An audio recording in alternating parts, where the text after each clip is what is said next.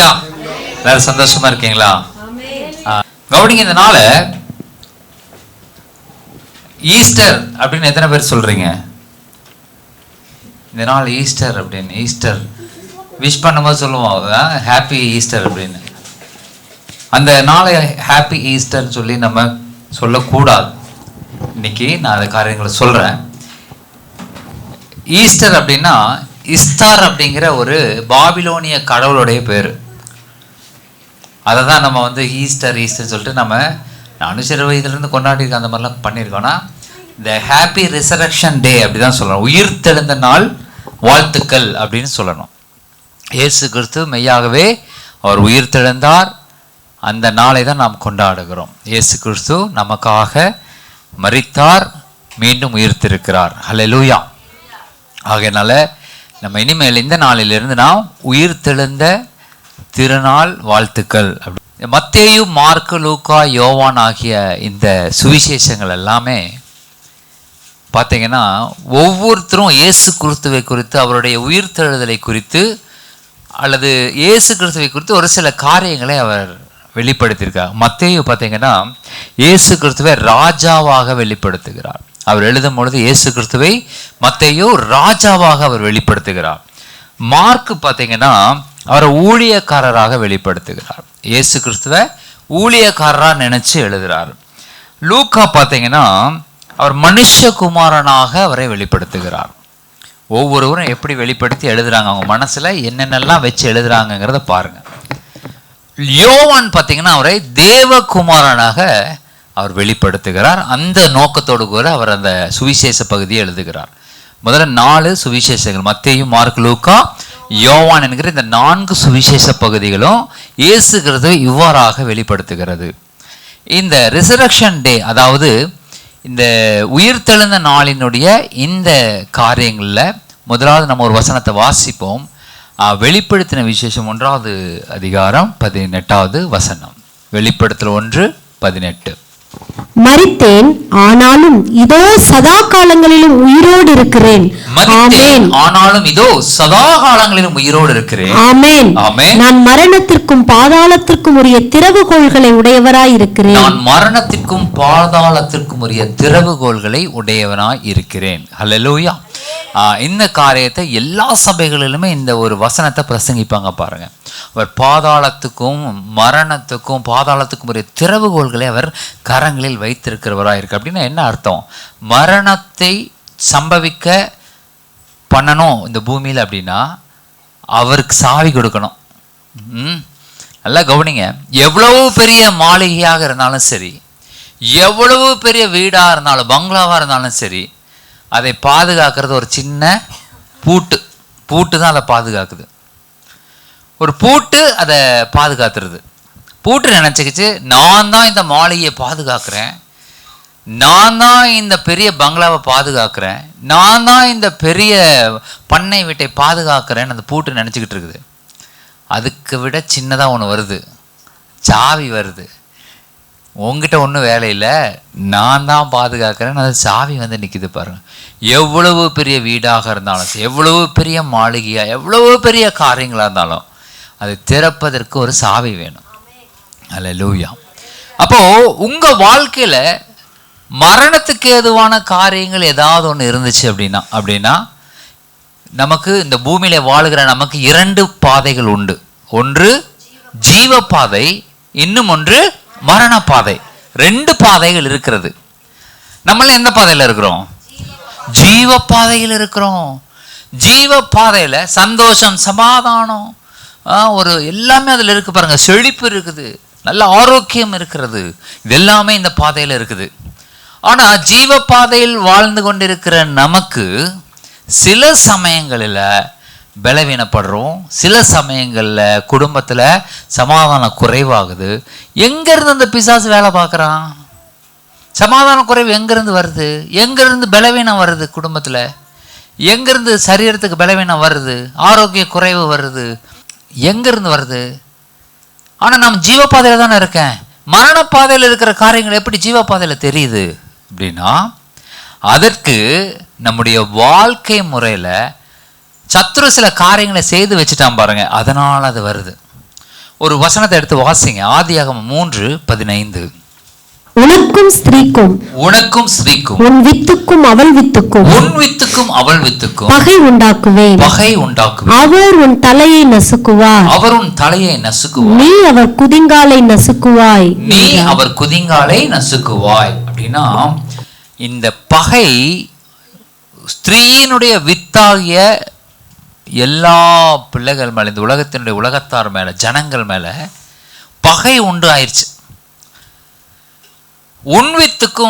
உனக்கும் ஸ்திரீக்கும் அவள் வித்துக்கும். அப்போ பிசாசுக்கு ஒரு வித்து இருக்குது, அதுவும் டெவலப் ஆயிட்டு வருது. ஆனா தேவனுடைய பிள்ளைகளும் டெவலப் ஆயிட்டே வராங்க. அந்த பகை இருந்து கொண்டே இருக்கிறது. இந்த பகை இருந்து கொண்டே இருக்கிறது. என்ன நடக்குதுன்னு சொல்லி கேட்டீங்கன்னா, அவர் சிலுவையில அவருடைய தலையை நசுக்கிட்டார். ஹல்லேலூயா, ஹல்லேலூயா. சாத்தான் ஏதேன் தோட்டத்துல யாரை பயன்படுத்தி வஞ்சித்தான்? யாரை பயன்படுத்தினான்? சர்பத்தை பயன்படுத்தி வஞ்சித்து அந்த விஷத்தை ஜனங்களுடைய மத்தியில் அவன் போட்டான். சர்பனாலே விஷம் நிறைஞ்சது. அது கடிச்சா விஷம் ஏறிடும் உடம்புல. அது கடிச்சதுன்னா விஷம் ஏறிடும். ஆனால் அது கடிக்கல பாருங்க. அது என்ன பண்ணிச்சு? பேசிச்சு. கரெக்ட். அது பேசுது. பேசியே விஷத்தை கக்குது. ஹல்லேலூயா. நம்மளும் சில நேரங்கள்ல பேசியே விஷத்தை கக்குறோம். அடிக்கிறது இல்லை, கொல்றது இல்லை, பிரச்சனை பண்றது இல்லை. ஆனா என்ன பண்றோம்? பேசியே கொள்றோம். சில கணவன்மார்கள்லாம் பார்த்தீங்கன்னா, அவங்களுக்கு குடிப்பழக்கம் இருக்காது, எதுவும் இது இருக்காது. கல்யாணம் பண்ணி கொடுத்துருவாங்க. அட பையன் நல்ல பையன்ப்பா, இவனுக்கு எந்த பழக்கமும் கிடையாது, நல்ல பையன். நான் பார்த்துருக்கேன், என் அனுபவத்தை, நான் சிறிய அனுபவத்தில் பார்த்துருக்கேன். அவன் குடிக்கவே மாட்டாங்க, நல்ல மனுஷன் இருப்பான். பீடி குடிக்க மாட்டான், எதுவும் பண்ண மாட்டான். ஆனால் குடித்தவனை காட்டிலும் அதிகமாக தன் மனைவியை போட்டு கண்டபடி பேசுவான். நான் பார்த்துருக்குறேன். அவனுக்கு குடியே இருக்காது, ஆனால் குடித்தவனை காட்டிலும் அதிகமாக மனைவியை போட்டு தொந்தரவு பண்ணுவாங்க. சிலர் பார்த்தீங்கன்னா குடிப்பாங்க, ஆனால் மனைவி கிட்ட அடி வாங்குவாங்க. என்ன ஜோசப் ஐயா, கரெக்டாக நான் சொல்கிறது? அப்போது கவனிங்க, நம்முடைய வாழ்க்கையில் பிசாசுக்கு இடம் கொடுக்கறதுனா என்ன அப்படின்னா, நீங்கள் வாயின் வழியாக எவ்வளவு தூரம் உங்கள் குடும்பத்துக்குள்ள பிரச்சனைகளை கொண்டு வரீங்களோ அவ்வளவு தூரம் பிசாசு கிரியை செய்ய ஆரம்பிச்சிருவான். அவ்வளவு தூரம் நம்முடைய வாழ்க்கையில் நம்முடைய சரீரத்தில் பலவீனம் வரும். சரீரத்தில் பலவீனம் வர்றதுக்கு நம்பர் 1 காரணம், உங்கள் மூக்குக்கு 1 இன்ச்சுக்கு கீழே தான் இருக்குது. உங்கள் மூக்கோட 1 இன்ச்சுக்கு கீழே தான் எல்லா பிரச்சனையுமே இருக்குது. அதை மாத்திரம் கண்ட்ரோல் பண்ண. ஏன்னா சர்பம் பேசி வஞ்சிச்சுது. பேசி மனுஷனுக்குள்ள பாவத்தை கொண்டு வருது. ஒவ்வொரு குடும்பத்துக்குள்ளேயும் பாவம் எப்படி உள்ள வருதுன்னா, பேசிய சில மனைவிமார்கள் இருக்காங்க, சொல்லவே வேணாம், ஒரே வார்த்தை தான் பேசுவாங்க. அந்த வார்த்தை மூளையில் போய் இடிச்சு, இருதயத்துக்குள்ள போய் இடிச்சு, அது கிட்னிகளை போய் பாதிக்கிற அளவுக்கு அந்த வார்த்தை போய் உள்ள வேலை செஞ்சுருப்பாருங்க. மனைவிகள் சாதாரண ஆட்கள் இல்லை, நான் கணவனை மாத்திரம் சொல்லலை, எல்லாத்தையும் தான் சொல்கிறேன். மனைவிகளுமே பயங்கரமான விஷத்தை, ஒரே பாம்பு ஊனெல்லாம் விஷத்தை ஊதாது, ஒரே ஒரு கடி, அது கொஞ்சம் லைட்டாக அந்த விஷம் இப்படின்னு ஒரு சொட்டு உள்ள இறங்கிடுச்சுன்னா போதும். அதே மாதிரி தான் வார்த்தை என்கிற அந்த காரியம் மனைவிகள் மூலமாக கணவன் இடத்திலும், கணவன் மூலமாக மனைவி கிட்டத்திலும், பிள்ளைகள் மூலமாக பெற்றோர்கள் மூலமாக பிள்ளைகள் இடத்துல பயங்கரமாக கிரியை செய்த காரியங்கள் எல்லாமே அந்த வாழ்க்கையில் அவங்க குடும்பத்தை வேலை செஞ்சுக்கிட்டே வருது. கொஞ்சம் கொஞ்சமாக டெவலப் ஆகிட்டே வரும். முதல்ல எப்பயோ ஒரு தடவை வந்திருக்கும் பிரச்சனை, அப்போ கொஞ்சம் கிடச்சிருக்கும், அப்போ கொஞ்சம் சரியாகி அப்படி முடிஞ்சிருக்கும். கொஞ்ச நாள் கழித்து மறுபடியும் ஞாபகத்துக்கு அதே விஷம் மறுபடியும் வெளியே வரும். எல்லா குடும்பத்துலேயும் இது நடக்கும். ஏன் நடக்குது அப்படின்னா, நான் ஜீவ பாதையில் இருந்தாலும் என்னை பலவீனப்படுத்தும்படியா, என்னை சுகவீனப்படுத்தும்படியா, என் வாழ்க்கையில் சமாதானத்தை அளிக்கும்படியா ஒரு வார்த்தையை நான் விதைத்திருக்கிறேன். அந்த வார்த்தை ரொம்ப நாள் கழிச்சு கிரியை செய்து நம்ம என்ன பண்ணணும்? ஆண்டவரிடத்தில். அதனால தான் சொல்கிறேன், ஒவ்வொரு நாளும் ஒப்பு கொடுக்க வேண்டும். அல்லேலூயா. இந்த ரிசரக்ஷன் டேல, இந்த உயிர்த்தெழுந்த நாள்ல ஒரு காரியத்தை நாம் கற்றுக்கொள்ள வேண்டும். ஒவ்வொரு நாளும் நாம் ஒப்பு கொடுக்கும் பொழுது தேவனிடத்தில், ஆண்டவரே நான் என்னனாலும் பேசின வார்த்தைகளை மன்னிங்க, தெரியாம ஏதாவது பேசியிருந்தா மன்னிங்க ஆண்டவரே, ஒவ்வொரு நாளும் ஆண்டவர் இடத்துல ஒப்பு கொடுக்கும் பொழுது அந்த விஷம் ஏறி இருந்தாலும் அது இறங்கி போயிடும், ஒன்றும் பிரச்சனை இல்லை. அல்லேலூயா. நம்ம என்ன பண்றோம், அதை பேசி முடிச்சுட்டு அடுத்த நாள் அவங்க நல்லா பேசினதுக்கப்புறம் நார்மலாக விட்டுறோம். சரி நல்லா தானே இருக்காங்க அப்படின்ட்டு. நல்லா இல்லை, விஷம் உள்ள இருக்குது. அல்லேலூயா. அந்த விஷத்தை முதல்ல வெளியில எடுத்து வீசணும், இல்லாட்டி அந்த விஷம் என்னைக்குனாலும் பிரச்சனை பண்ணும். காலில் ஒரு முள் ஏறிடுச்சு அப்படின்னா அந்த முள்ளை களைஞ்சு எடுத்துடணும் வெளியில, இல்லாட்டி என்ன பண்ணும், அது ஆணி போட்டுரும். ஆணி போட்டு ஃபோட்டோ மாட்டி அழகு பார்த்துடும். அது காலில் ஆணி போட்டுற முள் ஏறிடுச்சுன்னா நம்ம என்ன பண்ண, முள் ஏறினப்பே அதை கண்டுபிடிச்சி அந்த முள்ளை களைஞ்சி எடுத்துட்டா ஒவ்வொரு நாளும் இன்பம், ஒவ்வொரு நாளும் சமாதானம், நம்ம குடும்ப வாழ்க்கை ரொம்ப சமாதானமாக இருக்கும் பாருங்க. அப்போது சூரியன் அஸ்தமிப்பதற்கு முன்பாக அந்த காரியங்கள்லாம் சரி செய்யணும். சரி, இப்போது வார்த்தை மூலமாக தான் அந்த காரியங்கள் எல்லாம் வந்துக்கிட்டே இருக்குது. பிசாசு பேசிக்கிட்டே இருக்கான், சர்ப்பம் பேசிக்கிட்டே இருக்குது. பிரச்சனை வந்துருச்சு.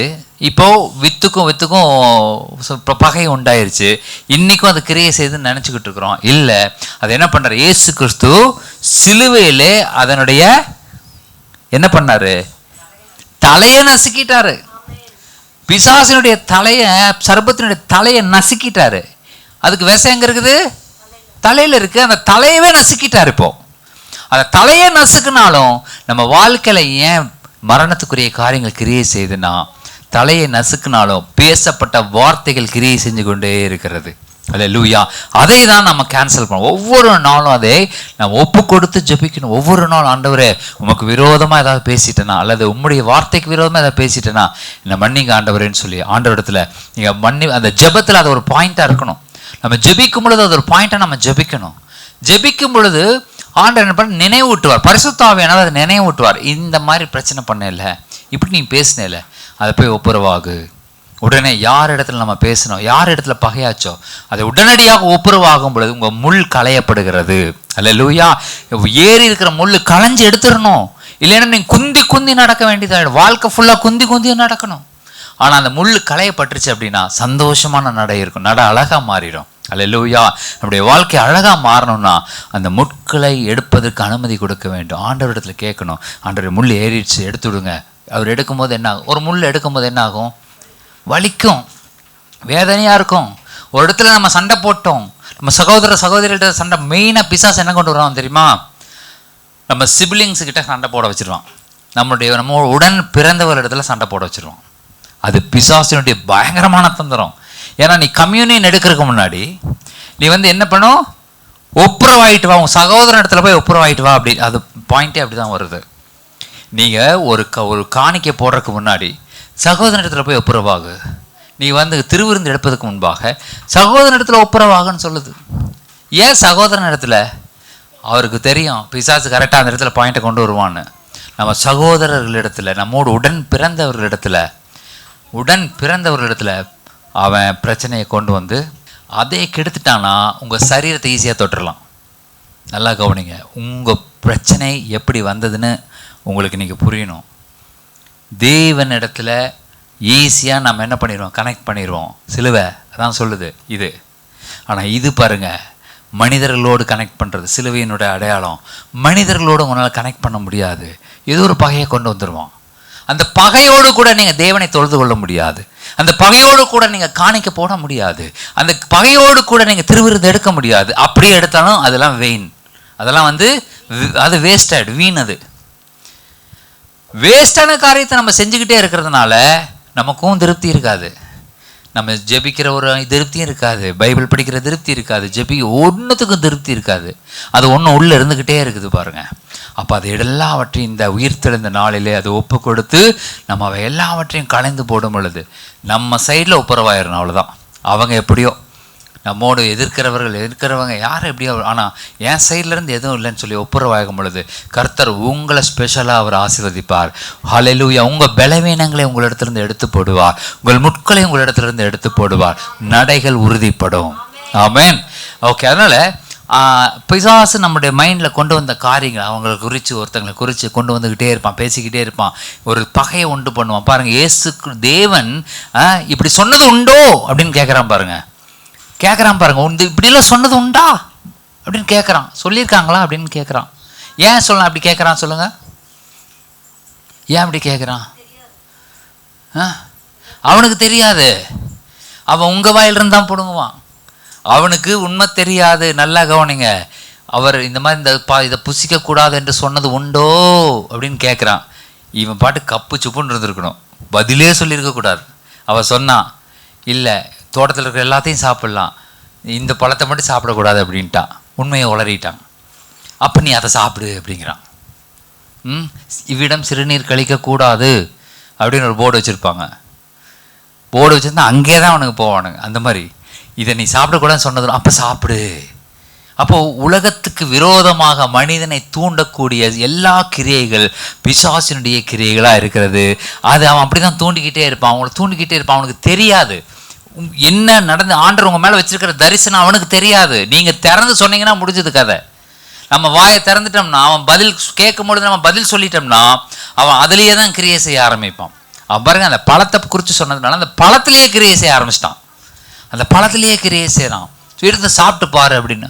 அப்போது பேசி பேசி பேசி பேசி அப்படி செஞ்சதுனால அவனுடைய வஞ்சகம் தெரிஞ்சிருச்சு, அவனுக்குள்ள விஷம் இருக்கிறது தெரிஞ்சிருச்சு. அந்த விஷம் அந்த மனு குலத்துக்குள்ளே ஏறிடுச்சு. இயேசு கிறிஸ்து அவைகளை சிலுவையில் நசுக்கி, அந்த தலையை நசுக்கி, அவருடைய விஷத்தை எடுத்து உங்களுக்குள்ளாக எனக்குள்ளாக இருந்த எல்லா விதமான கசப்பு எல்லாவற்றையும் எடுத்து போட்டார் பாருங்க. அல்லேலூயா. இந்த சத்தியத்தை நாம் உள்வாங்கும் பொழுது இந்த உலகத்தில் நம்ம யாரிடத்திலும் நமக்கு கசப்பு வைக்க மாட்டோம், யாரிடத்திலும் பகை இருக்காது, எல்லாரிடத்திலும் நமக்கு சந்தோஷம் சமாதானம் பொங்கி பொங்கி வரும். அல்லேலூயா. ஏன்னா பிசாசினுடைய தலையை நசுக்கிட்டார் அவரு. ஆமென். ஆகையினால இந்த காரியங்களை நீங்கள் புரிந்து கொள்ள வேண்டும். அந்த நசுக்கி அதை ஒன்றுமில்லாமல் கொலோசியர் 2வது அதிகாரத்தை எடுத்து 14-15 வாசிங்க. கொலோசியர் 2:14-15 எடுத்து வாசிங்க. நமக்கு எதிரடியாகவும் கட்டளைகளால் நமக்கு விரோதமாகவும் இருந்த கையெழுத்தை குலைத்து அதை நடுவிலிராதபடிக்கு எடுத்து சிலுவையின் மேல் ஆணி அடித்து துரைத்தனங்களையும் அதிகாரங்களையும் உரிந்து கொண்டு வெளியரங்கமான கோலமாக்கி அவைகளின் மேல் சிலுவையிலே வெற்றி சிறந்தார். வெற்றி சிறந்தார். ஹல்லேலூயா. கொலோசியர் 2:14-15. அப்போ இந்த சிலுவையின் மேல் வெற்றி சிறந்த அந்த ஒரு காரியம்தான் நாம் இப்பொழுது அனுபவித்துக் கொண்டிருக்கிறோம். அதை புரிஞ்சுக்கணும் பாருங்க. அதை நம்ம புரிஞ்சுக்கலைன்னா நம்மளால என்ன பண்ண முடியாது, அதை அனுபவிக்க முடியாது. இந்த மனுஷன் இங்கே இருக்க அவ்வளோ அதில் எல்லாமே ஆட்டோமேட்டிக் தான். உள்ளே இருக்க அந்த பாத்ரூம்குள்ளே அந்த ரெஸ்ட் ரூமில் இருக்கிற அத்தனை காரியங்களும் ஆட்டோமேட்டிக்.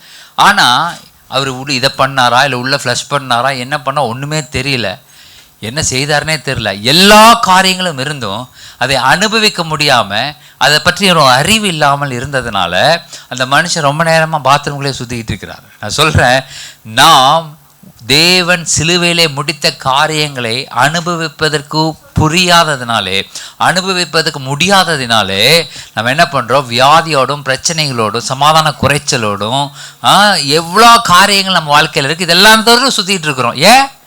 ஆண்டவர் சிலுவையில் நசுக்கிட்டாருங்கிறது நமக்கு இன்னும் புரியலை. ஹல்லேலூயா. நசுக்கி அவரோட தலையை நசுக்கினார். வாயில் விஷம் இருந்தானா அது தலையை நசுக்கிட்டு அவர் மறுபடியும் 3ஆம் நாள் உயிர் தெழுந்து சகலவிதமான வல்லமைகளும் என்னை விசுவாசிக்கிறவன் நான் செய்தது செய்வான், என்னை காட்டிலும் மேலான காரியங்களை செய்வான்னு சொல்லிட்டு அவர் போயிருக்கிறார். இன்னைக்கு அவரை விட மேலான காரியங்களை எத்தனை பேர் செஞ்சுருக்கோம்? யாராவது மரித்தவர்கள் எத்தனை பேர் உயிரோடு எழுப்பி இருக்கிறீங்க? நீ மீன் எழுப்புனி, அதை நான் கேட்கல. இந்த பிள்ளை ஒரு நாள் மீன் இறந்து போயிடுச்சுன்ட்டு, மீன் ஒன்று செத்து போயிடுச்சு, அதை ஜெபம் பண்ணால் சரியாக போயிடணும், உயிர் தெள முடியும் அப்படின்னு சொல்லிட்டு போய் ஜெபம் பண்ணி உண்மையிலுமே அந்த மீன் உயிர் வந்துருச்சு. அதுக்கு அல்லேலூயா. சிறு பிள்ளைகள் பாருங்க விசுவாசிக்கிறாங்க. அப்படியே நம்ம விசுவாசிக்கிறது இல்லை. மறுபடியும் நான் கூட நினச்சேன் அதை செத்துருச்சு, மிதந்துட்டு இருந்தது. இப்போ பார்க்கும் போது சரி மிதந்துருச்சு முடிஞ்சிருச்சுன்னு நினச்சிட்டேன். அது திரும்பி மீன் தொட்டிக்குள்ள உயிர் வர வச்சு மறுபடியும் மீன் தொட்டிக்குள்ள போட்டு இன்றைக்கும் அந்த மீன் சாட்சியாக சுற்றிக்கிட்டு இருக்குது. அல்லேலூயா. நான் என்ன சொல்கிறேன், நிச்சயமாகவே கர்த்தர் உங்களுக்குள்ள அந்த வல்லமையை வைத்திருக்கிறார். ஆமென். அதை புரிந்து கொள்ளும் பொழுது நம்ம அதை இன்ஹெரிட் உட்கார்ந்திருக்கிறதை கண்டால் அவர்கள் அவளை நோக்கி ஸ்திரீக்காரர் என்று எண்ணி. ஹல்லேலூயா. இதுதான் இன்னைக்கு செய்தி. இயேசு கிறிஸ்து உயிர்த்தெழுந்து அந்த தோட்டத்திலே உட்கார்ந்துருக்கா, கல்லறை தோட்டத்தில் உட்கார்ந்துருக்கிறார் ஓரமா. அந்த தோட்டக்காரரை, அந்த இயேசு கிறிஸ்துவை பார்த்து இந்த மரியாள் என்ன நினைக்கிறாங்க? தோட்டக்காரர் என்று நினைக்கிறாங்க. தோட்டக்காரர் ஏன்னா தோட்டக்காரர்னா என்ன? அவர் ஒரு வேளை இருட்டு டைமு உட்காந்துருக்கிறனால கண்ணு தெரியாமல் இருக்கலாம், அல்லது அந்த மாதிரி. ஆனால் மகதலேனா மரியாளை இயேசு கிறிஸ்து எப்படி கூப்பிட்டுருப்பாரு? மரியாளே அப்படின்னு கூப்பிட்டுருப்பாரு. இதுக்கு முன்னாடி எப்படி கூப்பிட்டாரு? ஃபர்ஸ்ட் டைம் வரும்போது ஸ்திரீயேனாரு. முதல் டைம் பார்க்கும் பொழுது, அதனால தான் ஃபுல்லாக படிக்க சொன்னேன், நீங்கள் நல்லா கவனிச்சிருந்தீங்கன்னா தெரியும். ஸ்திரீயே ஏன் அழுகிறாய் அப்படின்னு கேட்டோன்னே இவன் நினச்சிட்டா, முடிவு பண்ணிட்டா இது தோட்டக்காரன் தான். ஏன்னா இயேசுவாத என்ன கூப்பிட்டுருவாரு? மரியாளேன்னு செல்ல. இப்போ ராஜா கவிதா ஸ்டேன்னு கூப்பிடுவீங்க, நார்மலாக கவிதா அப்படின்னு கூப்பிடுவீங்க. இன்னொரு பேர் என்ன? கீதா. கீதா அப்படின்னு திடீர்னு கூப்பிட்டீங்கன்னு வைங்க, அவங்க சரி யாரோ வேற இப்போ நம்ம ஊருக்காரங்களாட்டு இருக்குது அப்படின்னு நினச்சிருப்போம். நான் என்ன சொல்ல வரேன், ஏசு கிறிஸ்து வழக்கமாக கூப்பிட்ற அந்த வார்த்தையை கூப்பிடாம புதுசாக அவனை கூப்பிட்டேன்னு அந்த லேடி என்ன நினச்சிச்சு? இவர் தோட்டக்காரர் தான், இவர் கண்டிப்பாக நம்மளுடைய ஏசு கிறிஸ்து கிடையாது அப்படின்னு நினச்சிட்டாங்க. ஏன் அப்படி செய்தார்? ஏன்னா இவர் தோட்டக்காரர் அப்படிங்கிறத இவர் வெளிப்படுத்தணும்னு நினைச்சார். தன்னை தோட்டக்காரன் என்று வெளிப்படுத்தணும்னு நினைச்சார். இந்த வேத புஸ்தகத்திலே பார்த்தீங்கன்னா முக்கியமாக 3 தோட்டங்களை குறித்து சொல்லப்பட்டிருக்கிறது. முதலாவது தோட்டம் என்ன? ஏதேன் தோட்டம். இரண்டாவது தோட்டம் கெத்செமனே தோட்டம். கெத்செமனே அப்படின்னா ஒலிவ மரங்களை கொண்ட ஒரு தோட்டம் கெத்செமனே. அடுத்தது என்ன தோட்டம்? கல்லறை தோட்டம். 3 திராட்சை தோட்டம் தான். 3 தோட்டங்களை குறித்து வேதம் முக்கியமாக சொல்லி கொண்டிருக்கிறது. அதனால தான் அவர் தோட்டக்காரன்னு சொல்கிறேன். ஏன் அவர் தோட்டக்காரர்? யோவான் 19:41 சிலுவையில் அறையப்பட்ட இடத்துல ஒரு தோட்டமும் அந்த தோட்டத்தில் ஒரு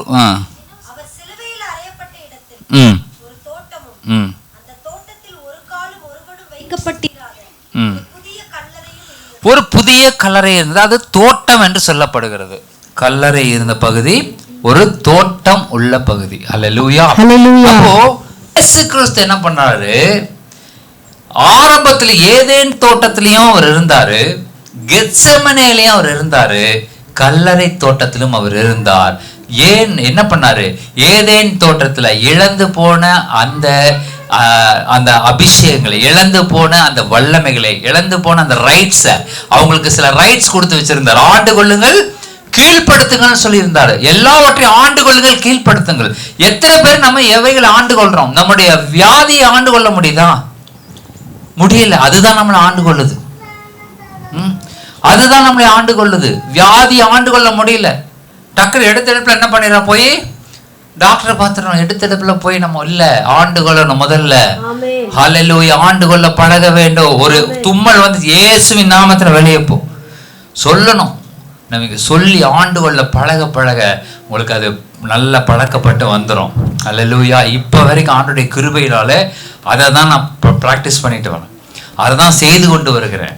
பார்க்குறாங்க பிள்ளைகள், என்னை பார்க்குறாங்க, அப்பாவுக்கு எந்த பிரச்சனையும் வர்றது இல்லையா, வந்ததுனால அவர் துரத்தி விட்டுறாரு, வந்துருச்சுன்னா அதை தான் அவமானப்படுத்தி துரத்துவேன். காய்ச்சல் வந்துருச்சு அப்படின்னா எவ்வளவு முடியுமோ அவ்வளோ அந்த காய்ச்சலை கஷ்டப்படுத்துவேன். என்ன சொல்றேன்? நீங்கள் ஆண்டு கொள்ள பழக வேண்டும். தோட்டத்தை ஆண்டு கொள்ள பழகுங்க. ஏதேன் தோட்டத்தை ஆண்டு கொள்ள பழகுங்க. ஏன்னா தோட்டக்காரர் நம்முடைய அப்பாவா இருக்கிறார். அல்லேலூயா. நீங்க ஏதேன் தோட்டத்தினுடைய அப்பாவுடைய பிள்ளைகளா இருப்பதினாலே நீங்கள் அதை ஆண்டு கொள்ள அவர் வைத்திருந்தார். ஆனால் ஆதாமும் ஏவாளும் ஆண்டு கொள்ளாமல் போனார்கள். அதனால கெத்செமனே தோட்டத்தில் என்ன பண்ணாரு? தன்னுடைய இரத்த துளிகளால, வேர்வை துளிகள் ரத்தமாக அது கீழே விழுந்துச்சான். ரத்தமா, ரொம்ப சிம்பிளா நான் சொல்றேன், உங்களுக்கு ரொம்ப புரியாது, அதனால சிம்பிளா சொல்றேன்.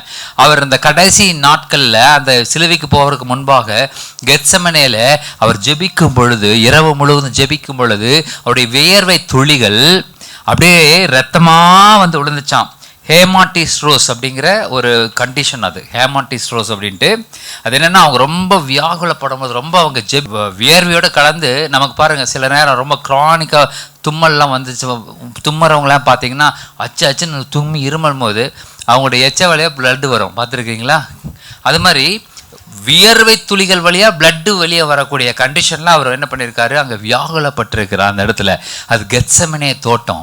அந்த தோட்டத்தில் அவர் எதற்காக அப்படி பண்ணார்னா, நாம் அந்த ஆளுகையை திரும்பி பெறும்படியாக, ஏதேன் தோட்டத்தில் இழந்து போன அந்த காரியங்களை, அந்த வல்லமைகளை நாம் மறுபடியும் பெற்றுக்கொள்ளும்படியாக இங்கே இருக்கிற தோட்டத்தில், கெத்செமனே தோட்டத்தில் அவர் ஜெபிக்கிறார், முழுவதும் ஜெபிக்கிறார்.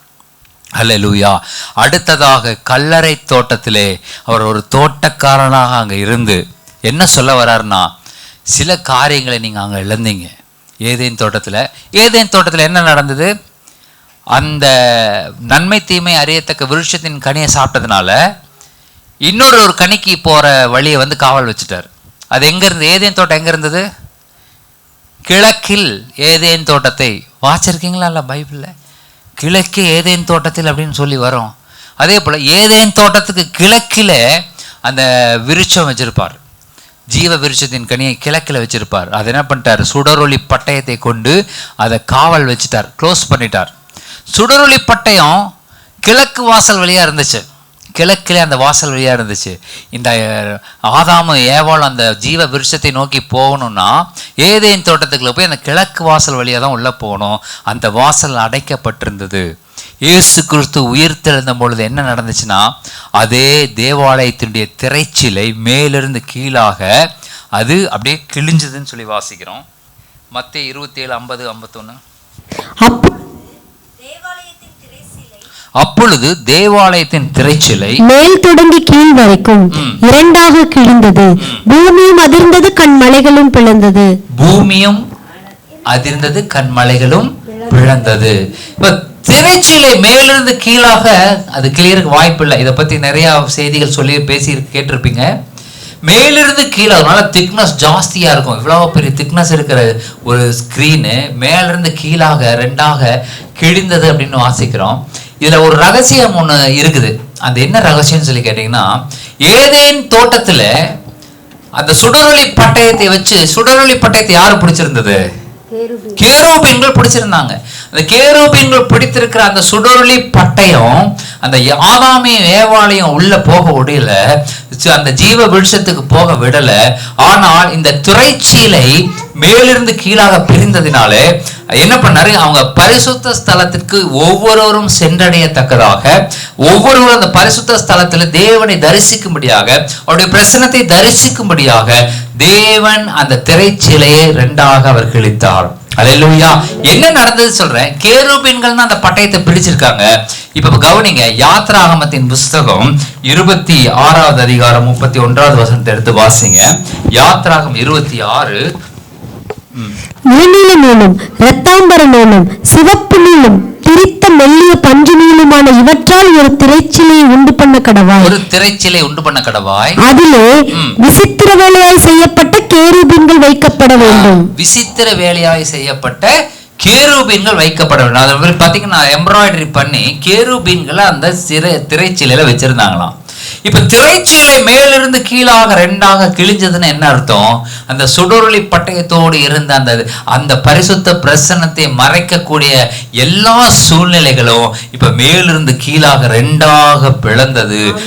இயேசு கிறிஸ்துடைய உயிர்த்தெழுதல் என்ன பண்ணுச்சு? அந்த ஏதேன் தோட்டத்துல மறைக்கப்பட்ட அந்த ஜீவ விருட்சத்தின் கனியை நாம் புசிக்கும்படியாக, அந்த பரிசுத்த பிரசன்னத்தை நாம் அனுபவிக்கும்படியாக அந்த கேருபீன்கள் வைத்திருந்த சுடரொளி பட்டயத்தை இரண்டாக பிளக்கும்படி யாத்ராகமத்தில் நம்ம 26:32 வாசித்தபடி அங்க இருந்த அந்த கேருபீன்கள் என்கிற அந்த கேருபீன்களை விசித்திர வேலையை செஞ்சு வச்சிருந்தாங்களாம். அந்த திரைச்சீலை ரெண்டாக கிழிஞ்சது. இப்ப நம்ம எல்லாருமே தேவனை தரிசிக்கும்படி, அவருடைய பிரசன்னத்தை அனுபவிக்கும்படி அவர் பட்சமாக நாம் நெருங்குகிறோம். அல்லேலூயா. இது என்ன பண்ணுச்சு? அது எப்ப கிழிஞ்சது? திரைச்சீலை எப்ப கிழிஞ்சது? திரைச்சீலை மேலிருந்து கீழாக எப்ப பிரிஞ்சது? வெள்ளிக்கிழமை தானே நீங்க எல்லாம் கேட்டிருப்பீங்க செய்தி. திரைச்சீலை மேலிருந்து கீழாக கிழிந்தது. எல்லாம் முடிந்தது. ஹல்லேலூயா. எல்லாம் முடிந்தது என்று சொல்லி தன்னுடைய ஜீவனுடைய கரங்களில் ஒப்பு கொடுக்கும் பொழுது திரைச்சீலை மேலிருந்து கீழாக இரண்டாக கிழிந்தது. எப்பொழுது கிறிஸ்து தன்னுடைய ஜீவனை ஒப்பு கொடுத்தாரோ அப்பொழுது அவர் பரிசுத்த பிரசனத்தை நமக்கென்று திறந்து வைத்தார். எந்த பாவியும் அவர் இடத்துல போலாம். எப்பேற்பட்ட பாவம் செஞ்சனும் தேவனிடத்துல நெருங்க முடியும், நெருங்கி பரிசுத்தமாக முடியும். அல்லேலூயா. அந்த பழைய ஏற்பாட்டின் காலங்கள்ல அந்த ஆசாரியன் உள்ள போகணும்னா அவனுக்கு நம்பிக்கை கிடையாது. அவன் எல்லாம் தூப வர்க்கம் எல்லாத்தையும் எடுத்துட்டு உள்ள போனானா வெளியே வருவானான்னு தெரியாது. சத்தம் இல்லைன்னா அந்த மணியெல்லாம் பெல்லெல்லாம் சத்தம் வரலைன்னா அவங்க என்ன பண்ணுவாங்க, தெரிஞ்சுக்குவாங்க, ஓகே இந்த மனுஷன் உள்ள காலி ஆயிட்டாரு அப்படின்னு தெரிஞ்சுக்குவாங்க. அந்த அளவுக்கு தேவனுடைய பரிசுத்த பிரசன்னம் அங்க இருந்தது. ஒரு மனுஷன் பாவத்தோடு போனான் அப்படின்னு சொன்னா உள்ள போனான்னா அங்க செத்துருவாங்க. இன்னைக்கு அந்த மாதிரி ஒரு கண்டிஷன் நமக்கு இருந்துச்சு அப்படின்னா நம்மளால எத்தனை தடவை செத்துருக்கணும்னு தெரியல, எத்தனை தடவை செத்துருப்போம்னு தெரியல. ஆனா அந்த காலங்கள்ல ஆசாரியன் ஒரு பாஸ்டர் அந்த பரிசுத்த பிரசன்னத்துக்குள்ள போகும்பொழுது அங்க இருக்கிற ஜனங்களுடைய பாவங்கள் எல்லாம் போக்கும்படியாக தன்னுடைய கரங்கள்ல அந்த தூப வர்க்கங்கள் அந்த இதெல்லாம் ஏந்திட்டு உள்ள போவாங்க. உள்ள போகும் பொழுது இவனும் பயந்துட்டே இருப்பாமா, ஏதாவது செஞ்சிட்டோமா அப்படின்ட்டு. இன்னைக்கு பாருங்க, தேவனுடைய வார்த்தையை கேட்க, அவருடைய பிரசனத்தை அனுபவிக்க என்ன கொடுமை செஞ்சிருந்தாலும் நம்ம சர்ச்சில் போய் அவருடைய வார்த்தையை கேட்க முடியுது, தேவ பிரசனத்தில் அமர முடியுது. காரணம் என்ன? இயேசு கிறிஸ்துவினுடைய உயிர்த்தெழுதல். அல்லேலூயா. அந்த உயிர்த்தெழுதல் இதை செய்து முடித்திருக்கிறது. அந்த தோட்டக்காரர், ஏதேன் தோட்டத்தில் இருந்த அந்த தோட்டக்காரர், கெத்செமனே தோட்டத்தில் இருந்த அவர் இன்னைக்கு கல்லறை தோட்டத்தில் அமர்ந்து உங்களையும் என்னை உயிர்ப்பித்திருக்கிறார். அல்லேலூயா. பாவத்தில் மரித்தவர்களாகிய உங்களை என்னை உயிர்ப்பித்திருக்கிறார். இதுதான் உயிர்த்தெழுதலின் செய்தி. ஆமென். உயிர்த்தெழுதல் என்ன செய்திருக்கிறது? நம்மை பரிசுத்த பிரசனத்துக்கு நடத்தி இருக்கிறது. அல்லேலூயா, அல்லேலூயா. அந்த காலங்களில் ஆசாரியன் தான் போக முடியும்னு இருந்த அந்த பரிசுத்த பிரசன்னத்துக்கு இன்னைக்கு யார் வேணாலும் தைரியமாக அவருடைய காரங்களில் போய் ஒப்பு கொடுக்கலாம், அவருடைய பாதங்களில் ஒப்பு கொடுக்கலாம் நம்முடைய ஜீவனை. அல்லேலூயா. அன்னைக்கு ஜீவனை ஒப்பு கொடுக்கலாம் போக முடியும், உள்ள போக முடியாது, அடி விழுந்துரும் பாவத்தோட போனோம்னா. இன்னைக்கு அப்படி அல்ல, நம்ம தைரியமா போய் நம்ம ஒப்பு கொடுக்க முடியும். ஆண்டவரே நம்ம மன்னிங்கன்னு சொன்னோம்னா அவர் நம்ம ஏற்றுக்கொள்ளுகிறவராக இருக்கிறார். அல்லேலூயா. அந்த உயிர்த்தெழுதல் அந்த காரியங்களை செய்திருக்கிறது. அப்போ ஏதேன் தோட்டத்திலே நடந்த அந்த காரியம் மறுபடியுமாக இப்பொழுது இயேசு கிறிஸ்துவின் உயிர்த்தெழுதலிலே எல்லாவற்றையும் திருப்பி நமக்கு கொடுத்திருக்கிறது. அல்லேலூயா. ஆதாம் இழந்து போன எல்லா விதமான காரியங்கள், இந்த பூமியை கீழ்ப்படுத்துவது, அந்த பூமியை பண்படுத்துவது என்று இருக்கிற எல்லா காரியத்தையும் அதே சூழ்நிலையில ஆதாமை உண்டாக்கி அந்த பவரை கொடுத்தாரு பாருங்க, வல்லமைகளை கொடுத்தாரு பாருங்க, அதே வல்லமைகளை இன்னைக்கு உங்கள் மேலே என் மேலே அவர் கொடுத்திருக்கிறார். அல்லேலூயா. அந்த காரியத்தை நாம் புரிந்து கொள்ள வேண்டும், அந்த வல்லமையை நாம் புரிந்து கொள்ள வேண்டும். இன்னைக்கும் நாம் அப்படி போய் ஜெபித்தீங்கன்னா மரித்தவர்கள் எழுந்திருப்பார்கள். அல்லேலூயா. ஒரு இளவுக்கு போகும் பொழுது முதலாவது நீங்க என்ன பண்ணணும்? அவங்க உயிர்த்தெழ எந்திரிக்கணும்னு ஜெபிக்கணும். எந்திரிக்கணும்னு ஜெபிச்சுட்டு தான் நீங்க வரணும். அதுக்கு முன்னாடி நீங்க எடுத்து நல்லா அடக்க ஆராதனை நடக்கணும். ஆண்டவர் எல்லாம் ஜெபிக்க கூடாது. ஆண்டவர் நமக்கு சித்தமா இருந்தால் எழுந்துட்டு இயேசு நான் எழுந்துரு, ஜீவன் வரட்டும் அப்படி முதல்ல ஜெபிங்க. அவங்க எந்திரிக்காட்டி பரவாயில்ல, விட்டுட்டு வந்துருங்க, பிரச்சனை இல்லை, அவங்க அடக்கம் போட்டோம். ஆனால் ஜெபிக்காத மட்டும் வந்துடாதீங்க. உயிர்த்தெழுதலுக்கு நீங்கள் எந்திரிக்கிறதுக்கு ஜெபிச்சே ஆண்டவர் ஒவ்வொரு மேலேயும் அந்த வல்லமை வைத்திருக்கிறார். அல்லேலூயா, அல்லேலூயா. நான் இங்கே இருக்கிற சபைக்கு நான் சொல்லி கொடுத்தேன், நான் ஒரு வேளை மறைச்சிட்டு நான் எல்லாம் ஜெபிக்கணும், எழுப்புறதுக்கு ஜெபிக்கணும். அல்லேலூயா. சரி, எடுத்து அடக்கம் பண்ணிடக்கூடாது. ஆக என்ன நான் சொல்றேன், எல்லாருமே அந்த வல்லமை இருக்கிறது. நீங்கள் உயிர்த்தெழ வைக்க முடியும். ஏன்னா உயிர்த்தெழுந்த வல்லமை உங்களுக்குள்ள இருக்கிறது. கொலோசியர் 1:27 சொல்லுகிறது, இயேசு கிறிஸ்துவானவர் மகிமையின் நம்பிக்கையாக உங்களுக்குள் வாசம் செய்து கொண்டிருக்கிறார். அவர் பாடையை தொட்டு எழுப்புவார் என்று சொன்னார். அவர் 4 நாள் நாடி போன லாசருவை எழுப்புவார் என்று சொன்னார். உங்களால் அதை செய்ய முடியும். ஹல்லேலூயா. கர்த்தர் உங்கள் மேல் அந்த கிருபையை வைத்திருக்கிறார். ஆமென். நீங்க கிறிஸ்துவாகவே உங்களை நீங்க நினைச்சுங்க, கிறிஸ்து எனக்குள்ள இருக்கிறாரு, அப்படி நான் தரித்திருக்கிறேன். அவர் ராஜாதி ராஜா, நான் ராஜா. ஹல்லேலூயா. அந்த ராஜாவுடைய வல்லமையோட நீங்க போகணும். பாருங்க, ஒரு ராஜா போய் ஒரு நாட்டுல என்ன ஆர்டர் போட்டாலும் அது நடக்கும். அவர் ஒரு காரியத்தை எழுதி தன்னுடைய மோதிரத்தை எடுத்து முத்திரை போட்டுட்டாருன்னா அது நடந்தே தீரும். அல்லேலூயா. இன்னைக்கு நீங்க ஜெபிக்கிற ஜெபங்கள், நீங்க சொல்லி இயேசுவின் நாமத்தில் ஜெபிக்கிறோம் பிதாவே ஆமென் நீங்க சொன்னிட்டீங்கன்னா ஆண்டவருடைய முத்திரையை போட்ட மாதிரி. அல்லேலூயா. அந்த முத்திரை உங்க கரங்கள்ல இருந்து அதுல விழுகுது. அது நிச்சயமா அது நடந்தே தீரும். ஆமென். அந்த கிருபைகள் உங்க மேல இருக்குது, அந்த வல்லமைகள் உங்க மேல இருக்கு. அதை எது கொடுத்ததுன்னு சொல்லி கேட்டீங்கன்னா இயேசு கிறிஸ்துவின் உயிர்த்தெழுதல் அதை கொடுத்தது. அல்லேலூயா. உங்க மேல அது இருக்குதுன்னு நான் சொல்றேன். ஆமென். பக்கத்துல பார்த்து உங்க மேல இருக்குது. ஹல்லேலூயா. நீங்க ஜெபிங்க, அது நடக்கும். ஹல்லேலூயா.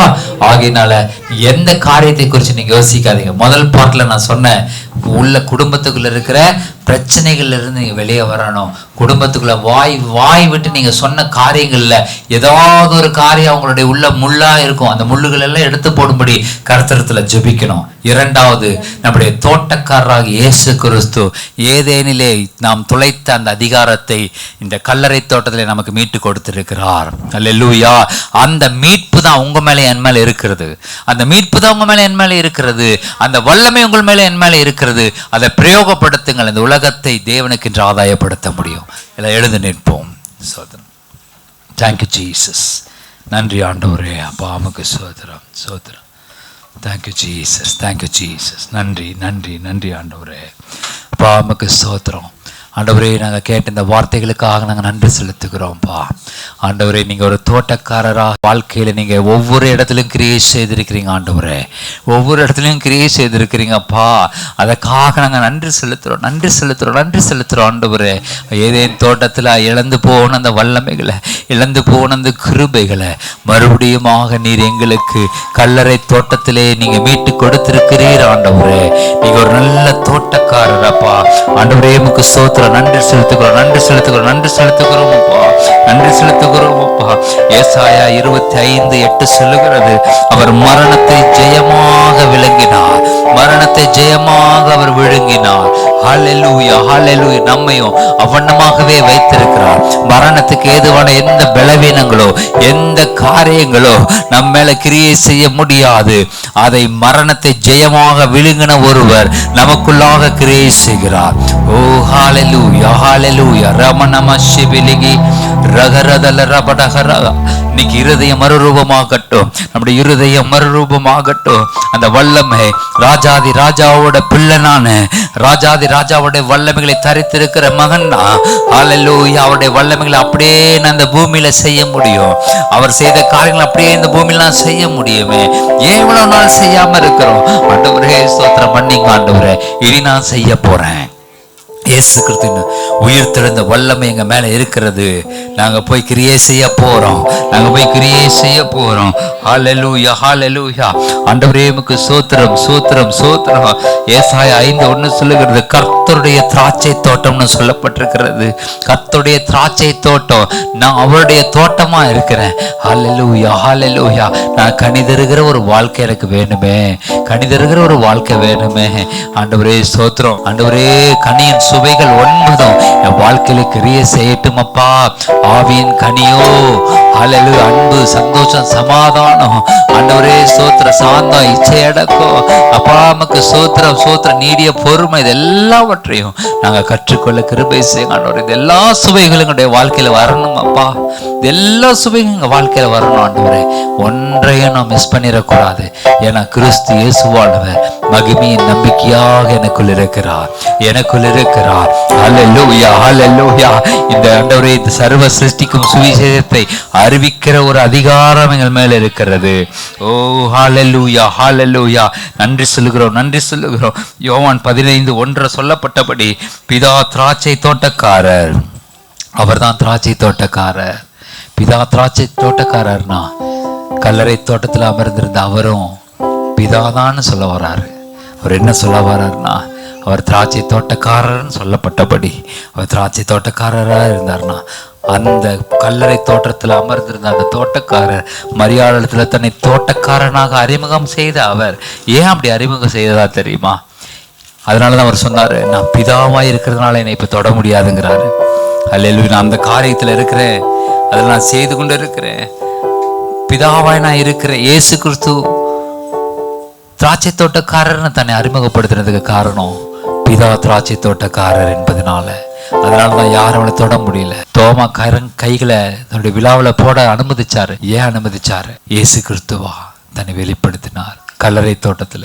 ஏன் ஜனங்களை தன்னை தொட அனுமதிக்கலைன்னா, நான் பிதாவாய் இருக்கிறேன், நான் பிதாவானால் என் கனம் எங்கே, என்னை ஒருவரும் தொடக்கூட முடியாதுங்கிற ஆண்டவர் சொல்லும்படியாக இந்த காரியங்கள் ஆழமான சத்தியங்கள் இருக்கிறது, ஆழமான சத்தியங்கள் இருக்கிறது. அப்பா, இதை நாங்கள் புரிந்து கொள்ள எங்களுக்கு கிருபை தாருங்க ஆண்டவரே. இதை புரிந்து கொள்ள கிருபை தாங்க ஆண்டவரே. இப்படியே காரியங்களை நாங்கள் பார்க்கணும் ஆண்டவர். இன்னும் அதிகமாக காரியங்களை தெரிந்து கொள்ளணும், உட்கொள்ளணும் ஆண்டவரே. ஓ ஹல்லேலூயா. உம்மாவி என்னில் வசிப்பதினா மரித்தவை எல்லாம் உயிர்த்திடுமே. உம்மாவி என்னில் வசிப்பதினா மரித்தவை எல்லாம் உயிர்த்திடுமே. உயிர்த்தெழுந்த வல்லமையால் என்னையும் உயிர்ப்பிக்கும் ஆவியே.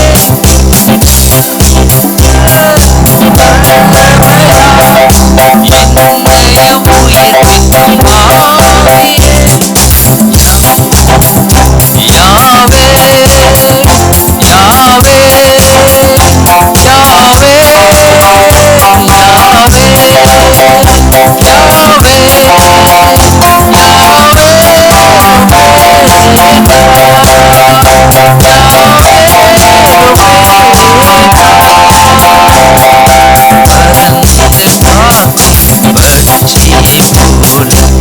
எங்களை காக்கும் கர்த்தாவே, பட்சிக்க